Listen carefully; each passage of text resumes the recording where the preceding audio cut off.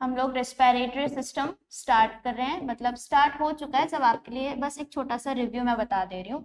Respiratory system एक ऐसा system होता है जिसके थ्रू हम सांस लेते हैं। ठीक है, हमारे लंग्स एक्सपेंड करते हैं, कॉन्ट्रैक्ट करते हैं, इसी के थ्रू एक मैकेनिज्म होता है जिसके थ्रू हम अपने सांस लेते हैं और हमारा बॉडी पार्ट एकदम अच्छे से चलता है। ठीक, जिस पेशेंट में अच्छे से सांस नहीं ले पाता है उस पेशेंट में ब्रीदिंग डिफिकल्टी होता है और जिसकी वजह से वो अपनी डे टू डे लाइफ भी प्रॉपरली नहीं कर पाता है। ठीक है, तो इसमें कुछ पार्ट्स हम इन्वॉल्व करते हैं या और कुछ ऑर्गन्स होते हैं हमारे रेस्पिरेटरी सिस्टम के, जो हम अगर आप ऐसे पढ़ेंगे कि अपने ऊपर ही लेके उस स्विच को पढ़ेंगे तो अच्छे से पढ़ पाएंगे। ठीक है, तो कहाँ से शुरू होता है? नोज से शुरू होता है। ठीक, नोज जाता है, फिर फेरिंग्स जाता है, larynx, trachea, then bronchi, bronchioles और एल्वेलाई, और फिर हमारा आता है लंग्स। और लंग्स के अंदर ही हमारा ब्रोंकाई, ब्रोंकियोल्स और एल्वेलाई इंक्लूड होता है। ठीक है, इसके बाद नोज हम सबसे पहले एलैबोरेट करके हमने नोज को पढ़ा था। तो नोज में जैसे हमारी ये नोज है, ये नोज है, नोज का अगर मैंने डायग्राम बताया तो यहाँ पे है हमारे नॉस्ट्रल्स। नॉस्ट्रल्स एक ओपनिंग होती है, हम लोग की एंटीरियरली ओपनिंग होती है दो, जिसके थ्रू हमारी गैसेस एक्सचेंज होता है।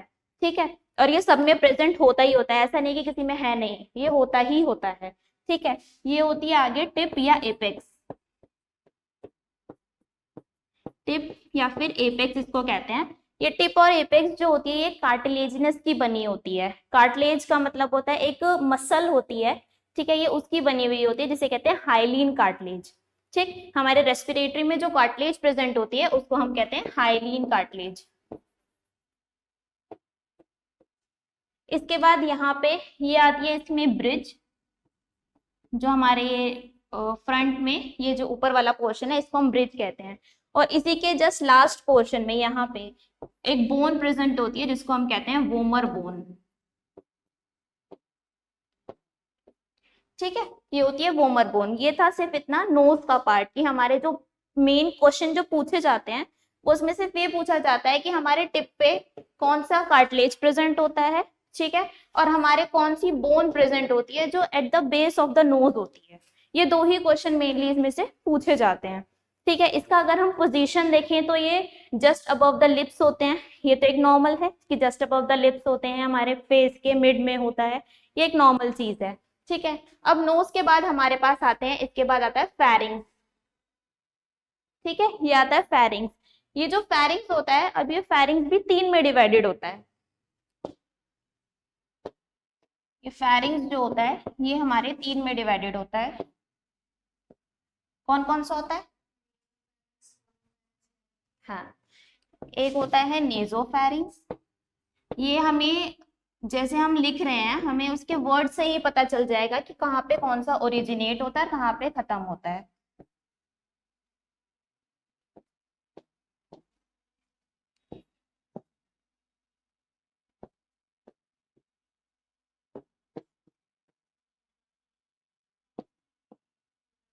ये देखो तीन, ये फेरिंग्स पार्ट होता है, यहाँ पे तीन तरह के फेरिंग्स होते हैं, नेजो, ओरो और लैरिंगोफेरिंग्स। नेजो मतलब होता है नोज।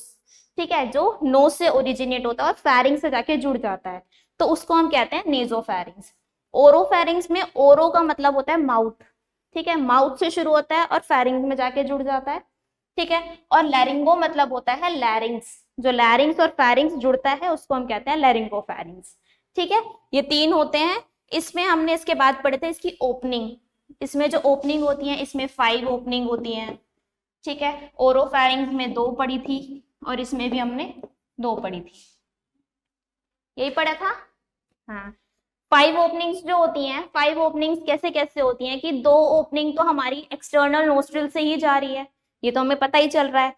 ठीक है, 2 होती है जो हमारा यूस्टेशियन ट्यूब होता है। अब यूस्टेशियन ट्यूब पता है क्या होता है? क्या होता है?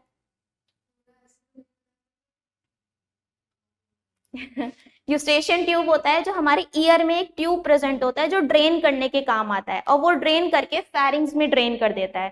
ठीक है, तो 2 तो हमारे इसमें हो गई, 2 तो हमारे इसमें हो गई है एक्सटर्नल नॉस्ट्रल्स।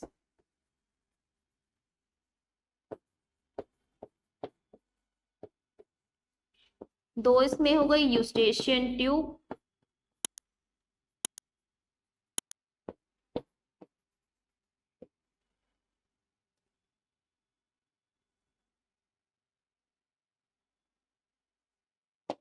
और इसमें जो एक बचा वो हमारा हो जाता है ओरोफैरिंग्स। ओरोफैरिंग्स था, ओरोफैरिंग्स। ठीक है, हमारी नेजोफैरिंग्स जो है दो एक्सटर्नल नॉस्ट्रल से होती हैं, दो में यूस्टेशियन ट्यूब और एक ओरोफैरिंग्स। ये पांचों ओपनिंग जाके नेजोफैरिंग्स में खुलती है। ऐसे ही आता है ओरोफैरिंग्स में। ओरोफैरिंग में सिर्फ दो ही होती हैं, एक होता है नेजोफैरिंग्स, नेजोफैरिंग्स, और एक हो जाता है हमारे पास लैरिंगोफैरिंग्स। ठीक है, इसमें ये दो ओपनिंग होती हैं। इसके बाद आता है हमारे पास लैरिंगोफैरिंग्स। लैरिंगोफैरिंग्स में क्या होता है, एक तो अपर होता है, एक लोअर होता है। अगर हम अपर देखें तो अपर वाला पोर्शन जो जाके मिलता है वो मिलता है ओरोफैरिंग से।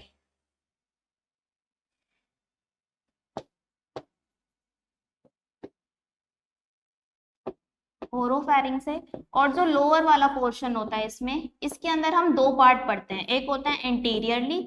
एंटीरियरली का मतलब पता है? बताओ अगर पता है तो। एंटीरियरली का मतलब पता है? देखो, एंटीरियरली का मतलब जैसे ए लिखा है, ए मतलब आगे, एंटीरियरली मतलब आगे। ठीक है, ऐसी पोस्टीरियरली में पी है, पी मतलब पीछे, पोस्टीरियरली मतलब पीछे। ठीक है, तो हम जब फेरिंग्स के नीचे देखते हैं कि हमारे पास आता है लैरिंग्स, तो लैरिंग्स और या फिर ट्रेकिया आ रहा है इसमें, तो लैरिंग्स के नीचे हमारे पास फेरिंग्स है। अगर ओ सॉरी, लैरिंग्स के नीचे अगर ट्रेकिया है तो हमारा आगे वाले पोर्शन में तो ट्रेकिया होता है। ठीक है, और पीछे जस्ट ट्रेकिया के पीछे हमारा ईसोफेगस होता है। ठीक है, जब हमारा आप स्ट्रक्चर बुक में कभी देखेंगे तो आगे हमें ट्रेकिया मिलता है और पीछे एक मस्कुलर ट्यूब होती है जिसे हम ईसोफेगस कहते हैं। ठीक है, तो यहाँ पे इसकी एक ओपनिंग तो खुलती है ट्रेकिया में,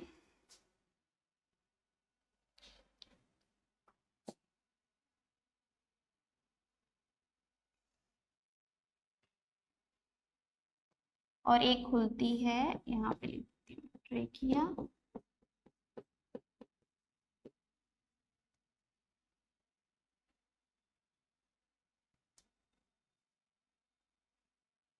और एक खुलती है हमारी ईसोफेगस में। ठीक है, ये हमने फेरिंग्स की ओपनिंग्स पढ़ी थी। इसके बाद हमने पढ़ा था, फेरिंग्स के बाद आता है लैरिंग्स। लैरिंग्स का दूसरा नाम क्या होता है? Sound box. नाम नाम पूछा, उसका फंक्शन अगर हम पूछेंगे तो साउंड प्रोडक्शन। ठीक है, लैरिंग्स का दूसरा नाम होता है साउंड बॉक्स। साउंड बॉक्स बोलो या वोकल कॉर्ड बोलो या वॉइस बॉक्स, कुछ भी। ठीक है, वो हम लैरिंग्स का नाम लेते हैं। अब वोकल कॉर्ड या साउंड वाली बात अगर आती है तो साउंड बॉक्स भी दो तरह का होता है, या फिर वोकल कॉर्ड जो होता है वो भी दो तरह का होता है। कौन कौन सा होता है? हाँ, अब नाम से ही अगर मैं बताऊं तो नाम से ही पता चल रहा है आपको, एक ट्रू है और एक फॉल्स है। ट्रू का मतलब सही में, जो सही में हमारी आवाज को प्रोड्यूस करने में हेल्प करता है, तो वो होता है ट्रू वोकल कॉर्ड। और फॉल्स का मतलब, हाँ, जो उसके वॉल्यूम को मेंटेन करता है, जो उसके मॉड्यूलेशन को मेंटेन करता है, वो होता है फॉल्स वोकल कॉर्ड। ठीक है, हमने इसमें भी सिर्फ इतना ही पढ़ा था। इसके बाद क्या पढ़ा था? ट्रेकिया पढ़ा था। ट्रेकिया का दूसरा नाम बताओ, बताओ ट्रेकिया का दूसरा नाम।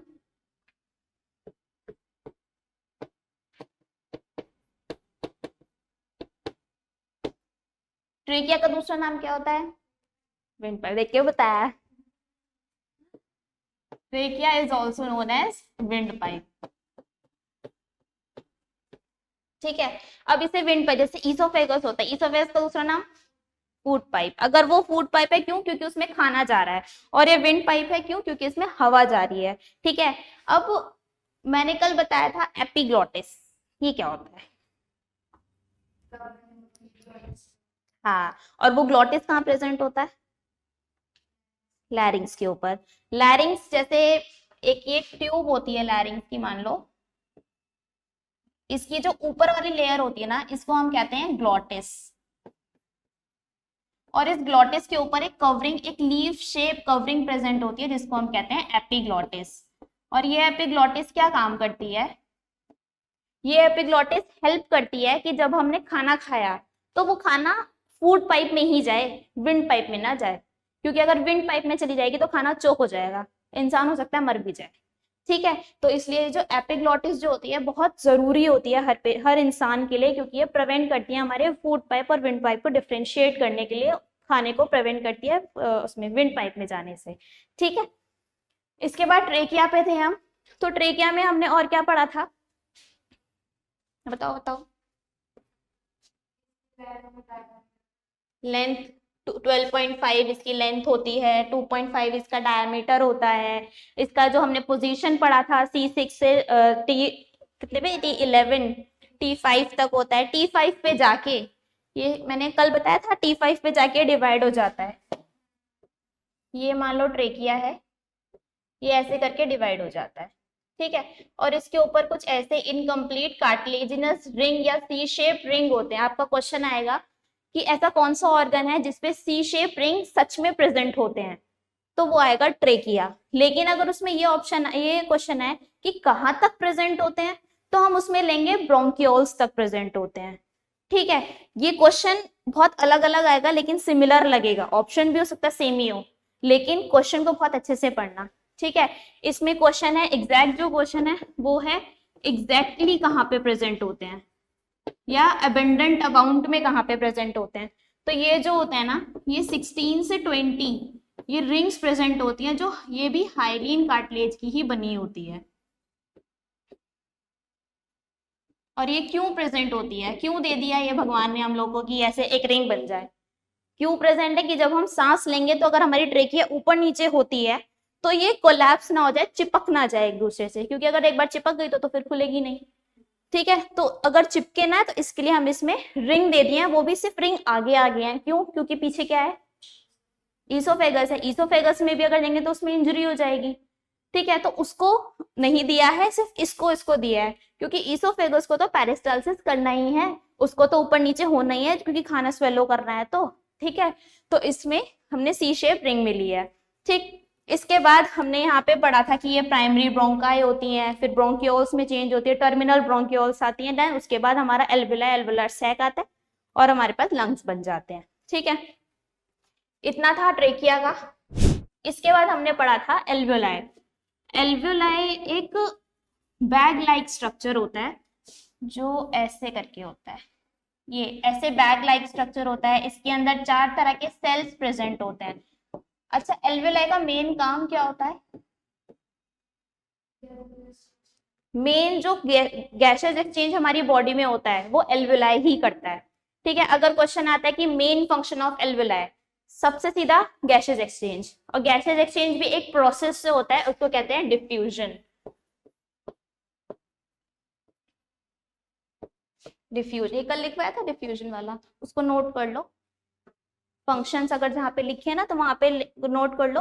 डिफ्यूजन के प्रोसेस से इसमें गैसेस एक्सचेंज होता है। ठीक है, इसके अंदर चार तरह के सेल्स होते हैं, टाइप 1, टाइप 2, टाइप 3 और टाइप 4 सेल्स, ऐसे करके सेल्स होते हैं। उन सारे सेल्स का अलग अलग नाम है। ठीक है, तो इसमें जो टाइप 1 सेल्स हैं ये वाली होती हैं टाइप 1 सेल्स। ये जो टाइप 1 सेल्स होती हैं इनका दूसरा नाम स्क्वैमस सेल्स, क्यों, क्योंकि ये स्क्वैमस सेल से ही बनी हुई होती हैं, इसलिए इनको कहते हैं स्क्वैमस सेल्स। और इनका मेन जो फंक्शन होता है वो क्या होता है,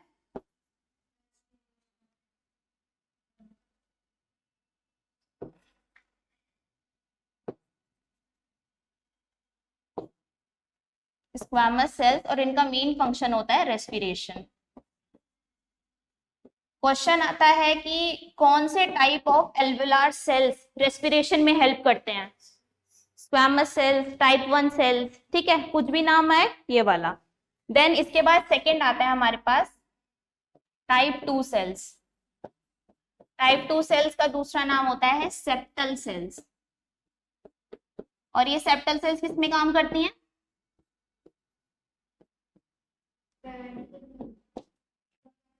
सरफेक्टेंट प्रोड्यूस करती है। अब ये सरफेक्टेंट क्या होता है, कोई आइडिया सरफेक्टेंट क्या होता है?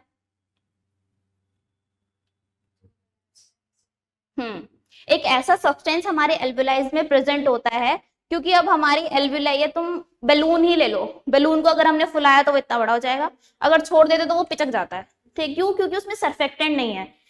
एल्वेलाई में सरफेक्टेंट है, इसलिए अगर वो सांस लेंगे तो वो फूल जाएंगे, लेकिन अगर सांस छोड़ेंगे तो वो एकदम से पिचक नहीं जाएंगे, उसमें कुछ तो स्पेस बचेगा कि वो दोबारा सांस ले तो वो दोबारा फूल जाए। ठीक है, उस स्पेस को मेंटेन करने के लिए या फिर उनको कोलैप्स होने से बचाने के लिए हम सरफेक्टेंट यूज करते हैं। और हमारी ह्यूमन बॉडी में बहुत सारे सरफेक्टेंट होते हैं, लेकिन जो सच में पढ़ने लायक होते हैं या फिर हमारा जहां से क्वेश्चन आता है उसको, ये वो सिर्फ दो ही होते हैं। वो होता है लेसिथिन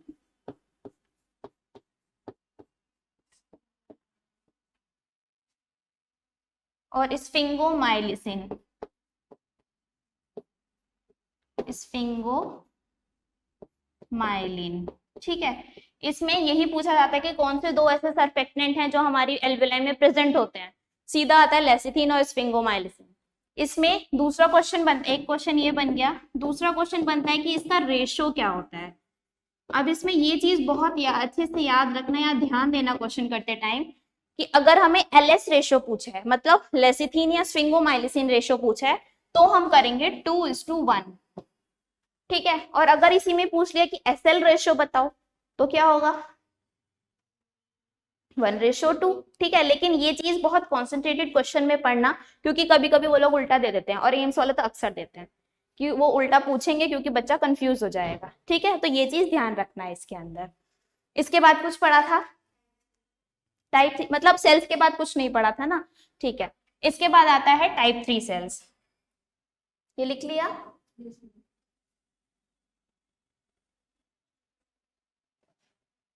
अब इसमें आते हैं टाइप 3 सेल्स। टाइप 3 ये वाले सेल्स होते हैं। टाइप 3 सेल्स जो होते हैं वो मेनली हमारे प्रोटेक्शन के काम आते हैं। Protection in the sense, macrophages का नाम सुना है? सुना है ना, ब्लड में होती है, हमने हमेशा सुना है कि ब्लड में मैक्रोफेजेस होती है। वो क्या काम करती है? मैक्रोफेजेस जो होती है ब्लड में, वो मेनली प्रोटेक्शन का काम करती है कि कोई भी फॉरेन पार्टिकल आएगा और वो उसको किल कर देगी। ठीक है, ऐसे ही मैक्रोफेजेस हमारी ऑल ओवर बॉडी में प्रेजेंट होता है, और हर जगह पे इसका नाम अलग अलग होता है। ठीक है, अब जैसे ये एल्विलाई या रेस्पिरेटरी सिस्टम में प्रेजेंट है, तो इसका नाम हम बताते हैं डस्ट सेल्स।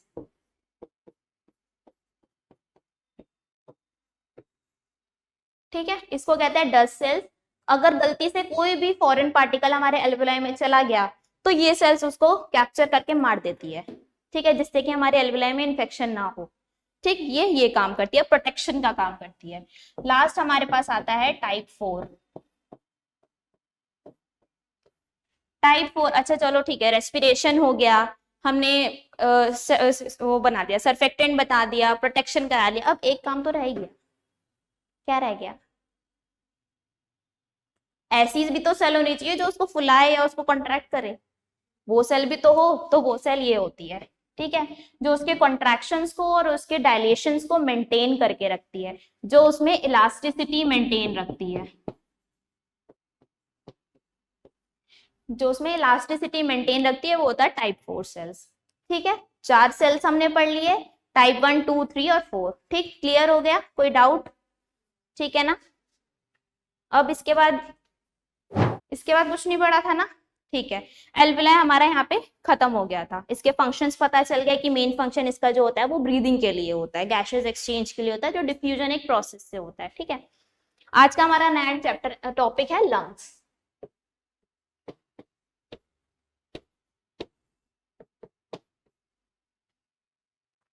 ठीक है, अच्छा लंग्स के से आप क्या समझते हैं? बताओ बताओ, कुछ भी जो मन में आए, कुछ भी, गलत सही जैसा भी। ठीक है, ऑर्गन में भी रेस्पिरेटरी ऑर्गन है। ठीक है, हाँ, और कितने नंबर में होते हैं? 2 नंबर में होते हैं। अच्छा, ऐसा कुछ होता है कि राइट लोब बड़ा होता है या लेफ्ट लोब बड़ा होता है, ऐसा कुछ है? नहीं होता? होता नहीं कि पता नहीं? पता नहीं। देखो, इसमें क्या होता है, जब हम लंग्स पढ़ते हैं ना, एक ये वाला आ जाता है और एक ये वाला आ जाता है। यहाँ पे आता है, ये क्या होता है? डायफ्राम। ठीक है, देखो यहाँ पे क्या होता है, यहाँ पे हमारा जो है वो हार्ट प्रेजेंट होता है। ठीक है, मान लो, मानने में क्या चाहता है, ये हार्ट है। अच्छा, राइट और लेफ्ट बताओ, कौन सा राइट है कौन सा लेफ्ट है? ये राइट है ये लेफ्ट है, कैसे पता चला? पेपर पे अगर होगा तो फिर कैसे पता चलेगा?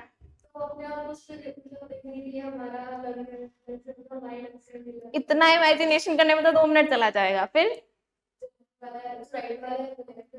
हाँ, बेसिकली हमें एक मिरर इमेज देखनी होती है। ठीक है, अगर ऐसे भी खड़े हैं, हम पेपर पे भी कर रहे हो तो एक मिरर इमेज बन जाती है। ठीक है, तो ये हो गया हमारा राइट लंग और ये हो गया हमारा लेफ्ट लंग। अभी लिखना नहीं, अभी सिर्फ समझना। ठीक है, हमने ये पढ़ लिया कि लंग्स है हमारा रेस्पिरेटरी ऑर्गन है, थोरासिक केविटी में प्रेजेंट होता है। अब ये थोरासिक क्या होता है? नहीं पता? वो पढ़े हैं, वर्टिब्रास पढ़े हैं स्कूल में, वर्टिब्रास पढ़े हैं, सर्वाइकल, थोरासिक, लंबर पढ़े हैं ना। वो जो थोरासिक रीजन है, मतलब वो मेनली थोरेक्स मतलब ही होता है हमारा लंग्स। ठीक है, या फिर वो एरिया जो हमें सांस लेने में हेल्प करवा रहा है। थोरेक्स, थोरासिक, कुछ भी वर्ड्स आए मतलब रेस्पिरेटरी से रिलेटेड ही है। ठीक है, तो थोरासिक केविटी जो होती है, थोरासिक केविटी मतलब वो केविटी जहां पे हमारे लंग्स प्रेजेंट हैं, जहां पे हमारा पूरा रेस्पिरेटरी सिस्टम प्रेजेंट है, मेन रेस्पिरेटरी सिस्टम जो हमारा लंग्स है वो प्रेजेंट है, तो वो होती है हमारी थोरासिक केविटी। ठीक है, इसमें 2 लोब हमने पढ़े कि 2 लोब होते हैं, एक राइट में होता है एक लेफ्ट में होता है। ठीक है, राइट वाला जो होता है ना, देखो पहले जो लेफ्ट वाला होता है ये लॉन्गर होता है, लॉन्गर एंड फ्लैट होता है। फ्लैट इन द सेंस कि लंबा, और ऐसे कर लो, फ्लैट की जगह थिन लिख लो।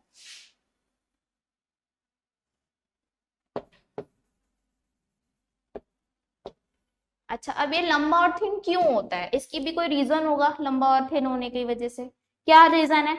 लंबा इसलिए है क्योंकि यहाँ पे ये लंबा जो है ना वो कंपेयर टू राइट वाले से है। ठीक है, अगर हम राइट लोब देखें और लेफ्ट लोब देखें ना, तो लेफ्ट वाला ज्यादा बड़ा दिखेगा as compare to right lobe. ठीक है, उसके लिए मैं राइट पढ़ाऊंगी तब बताऊंगी क्यों है, पतला क्यों है या फिर सिकुड़ा हुआ क्यों है, क्योंकि यहाँ पे हार्ट प्रेजेंट है। अब हार्ट को भी भाई स्पेस चाहिए क्योंकि वो भी कॉन्ट्रैक्ट होगा, रिलैक्स होगा, तो इसके हार्ट के स्पेस के चक्कर में ये थिन हो जाता है। ठीक है, और ये ऐसा थिन वाला पोर्शन दिखता है। अब जो राइट वाला है, राइट वाला जो होता है ये हमारा होता है थिक एंड शॉर्टर। ठीक है, थिक और शॉर्टर। थिक क्यों होता है? बड़ा है, इसके पास तो कुछ है नहीं ऑर्गन की, इसको दूसरे को स्पेस देना, अपना स्पेस है भाई, कितना भी फैल लो। ठीक है, और छोटा क्यों होता है? डायफ्राम के हमारे राइट साइड में डायफ्राम के जस्ट नीचे लीवर प्रेजेंट होता है। अब उस लीवर को भी भाई स्पेस चाहिए, ये है लीवर। इस लीवर को स्पेस देने के चक्कर में ये ऊपर की तरफ खिसक जाता है, छोटा हो जाता है। तो जब भी हम देखते हैं, ये जो राइट लेफ्ट वाला होता है ये हमें बड़ा दिखता है और राइट वाला होता है वो छोटा दिखता है। कोई पूछे रीजन क्यों भाई ऐसा क्यों है? इसमें लिवर प्रेजेंट हो जाता है इसलिए ये छोटा है, उसमें लंग प्रेजेंट है इसलिए वो पतला हो जाता है। ठीक है, मेन इतना ही है। ठीक है, इसको मैं थ्योरी लिखवा दूं? अच्छा हाँ, एक चीज और है, इसमें डॉर्सली, वेंट्रली, ये सब पता है एरिया क्या क्या होते हैं? देखो, एक होता है डॉर्सली, एक होता है वेंट्रल, वेंट्रल या वेंट्रली कुछ भी ले लो, एक होता है बिनिथ,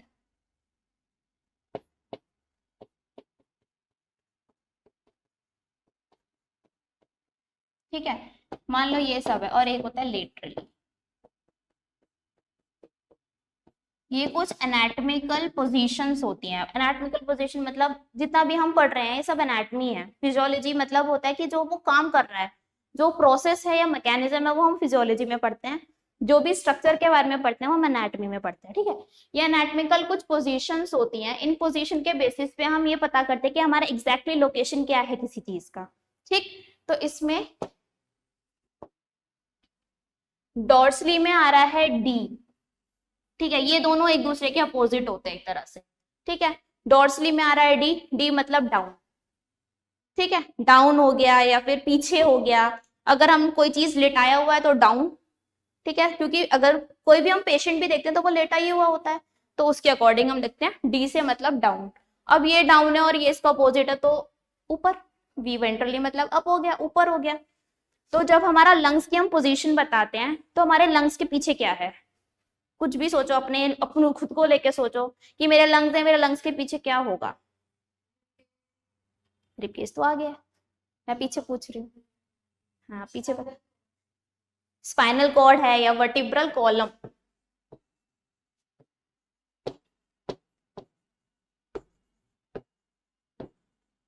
ये हो गया वर्टिब्रल कॉलम, ठीक है। वेंट्रली अब आगे क्या है, रिब केज भी एग्जैक्टली आगे नहीं है, बीच में भी नहीं है, बीच में तो कुछ और है, वही तो मैं पूछ रही हूँ बीच में क्या है। नहीं, वो तो ऑर्गन है। रिब केज भी किसी चीज से चिपका हुआ होता है, जो बीच में एक बोन होती है, फ्लैट बोन होती है।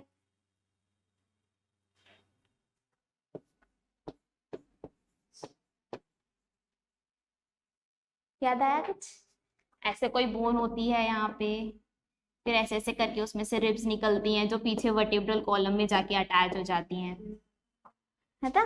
तो आगे वाली जो होती है वो होती है स्टर्नम, ठीक है। अब जो आपने रिब्स बताए हैं ना या रिब केज बताया है वो पूरा आता है लेटरली में, क्योंकि वो हमारे साइड में, बीच में तो हमारे स्टर्नम है, साइड में हमारे रिब्स है, ठीक है। तो लेटरली मतलब साइड, बिनिथ मतलब नीचे, लंग्स के नीचे क्या है, diaphragm,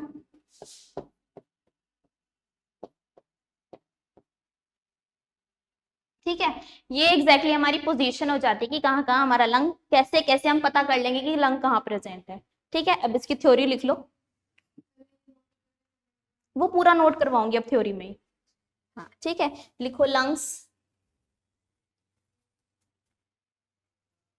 lungs are present, lungs are present in the thoracic cavity or the thoracic chamber, ठीक है। सेकेंड पॉइंट लिखो, thoracic chamber is formed by, thoracic chamber is formed by,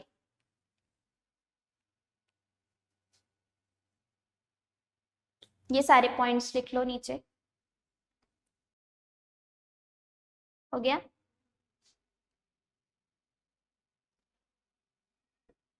ये डायग्राम बनाओ,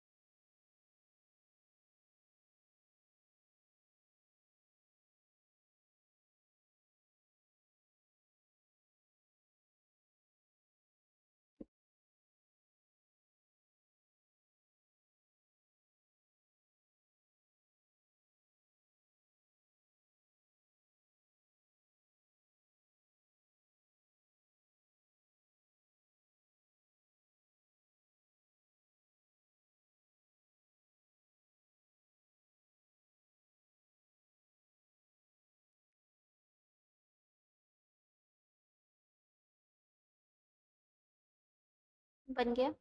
एक और डायग्राम है, उसको ऐसे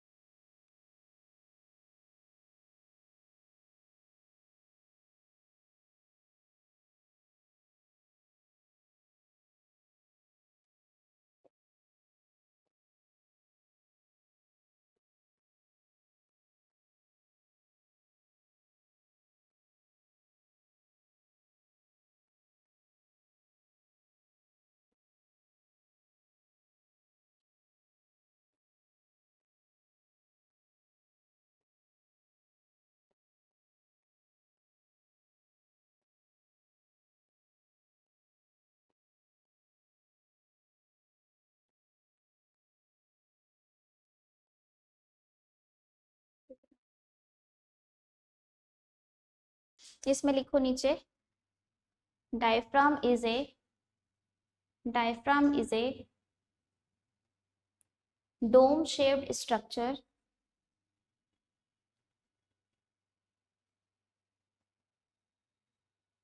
made up of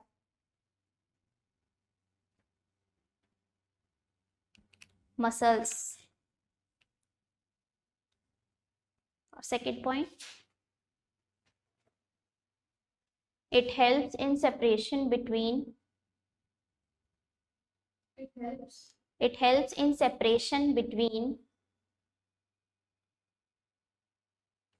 thoracic cavity and abdominal cavity.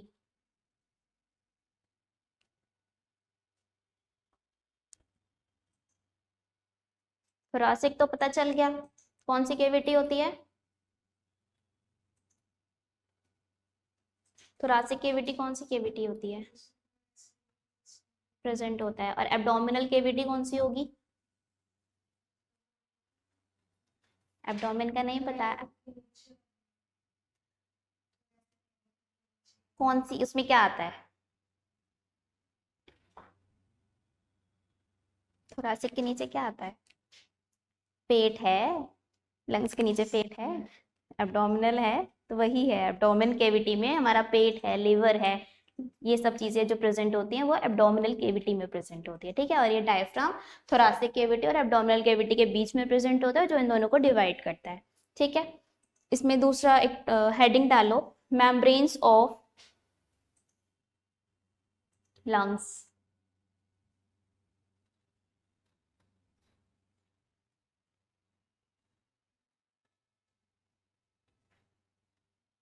लिख दिया। अब पहले इसको समझ लो, उसके बाद उसमें लिखेंगे। मेम्ब्रेन्स ऑफ लंग्स में क्या है कि लंग्स के हर चीज, कोई भी ऑर्गन हो उसके ऊपर एक कवरिंग प्रेजेंट होती है, किसी न किसी प्रोटेक्शन के लिए कवरिंग प्रेजेंट होती है। ऐसे ही लंग्स के ऊपर भी एक मेम्ब्रेन की कवरिंग प्रेजेंट होती है, जिसको हम कहते हैं प्लूरा, सिर्फ प्लूरा, ठीक है। जो मेम्ब्रेन है उसका सिर्फ नाम है प्लूरा। अब ये प्लूरा भी दो तरह की होती है, एक तो होती है जो ऑर्गन जो लंग के बाहर प्रेजेंट होती है, बाहर, जिससे हम बाहर दिखेगा, ठीक है। और एक मेम्ब्रेन ऐसी होती है जो लंग्स के इंटरनली प्रेजेंट होती है, जो एल्विलाई अंदर प्रेजेंट है ना, उन सबको प्रोटेक्शन देती है। तो ये दो लेयर होती हैं, एक होती है जो बाहर प्रेजेंट है, जो लंग्स को प्रोटेक्शन दे रही है बाहर से, उसको कहते हैं पेराइटल लेयर, ठीक है, या पेराइटल प्लूरा। और जो अंदर से दे रही है उसको कहते हैं विसरल प्लूरा। विसरल का मेन मीनिंग ही यही होता है, जो ऑर्गन्स को प्रोटेक्शन दे, ठीक है। और प्लूरा, पेराइटल का मतलब होता है जो बाहर से प्रोटेक्शन दे, तो बाहर से तो पेराइटल ही दे रही है, ठीक है, और अंदर से दे रही है हमारी विसलर प्लूरा, ठीक है। इन दोनों के बीच में अब मैंने दो लेयर कोई भी बनाई, या मैंने कोई भी चीज दो ऐसे करके रख दी, ये दो लेयर है, इन दोनों के बीच में कोई स्पेस है, इसको स्पेस को क्या कहेंगे? रिलेट करो, अगर हम इसको प्लूरा कह रहे हैं तो बीच का स्पेस को क्या कहेंगे? वो तो फ्लूइड है, मैं तो स्पेस पूछ रही हूँ, स्पेस को क्या कहेंगे? Plural space. भाई दो प्लूरा के बीच में स्पेस है तो प्लूरल स्पेस, ठीक है। और उसके अंदर एक फ्लूइड प्रेजेंट होता है, उसको कहते हैं प्लूरल फ्लूइड। बस आपको एक नाम याद रखना है, प्लूरा। प्लूरा से पूरा स्ट्रक्चर पता चल जाएगा। लेयर का नाम है प्लूरा, बाहर वाली लेयर का नाम है पैराइटल प्लूरा, अंदर वाली का नाम है विस्ट्रल प्लूरा, दोनों के बीच का स्पेस है प्लूरल स्पेस, फ्लूइड प्रेजेंट है प्लूरल फ्लूइड। अब ये प्लूरल फ्लूइड क्यों प्रेजेंट है, क्या जरूरत है इस फ्लूइड की? कुछ भी, जो भी मन में आए। ठीक है, और ये भी है, और क्या है?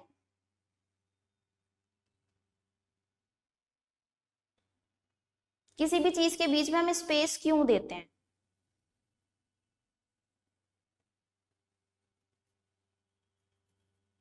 जिससे कि अगर बाहर से कोई भी चीज उस पर वार करे या फिर कुछ भी इंजरी उसको हो तो इंटरनली डैमेज होने से पहले बाहर वाली डैमेज हो जाए, अंदर वाला बचा रहेगा ना। क्योंकि बाहर वाली लेयर टूट गई कोई बात नहीं, सही हो जाएगी, लेकिन अंदर वाला अगर एक बार टूट गया तो वो टूट गया, वो ठीक नहीं होता।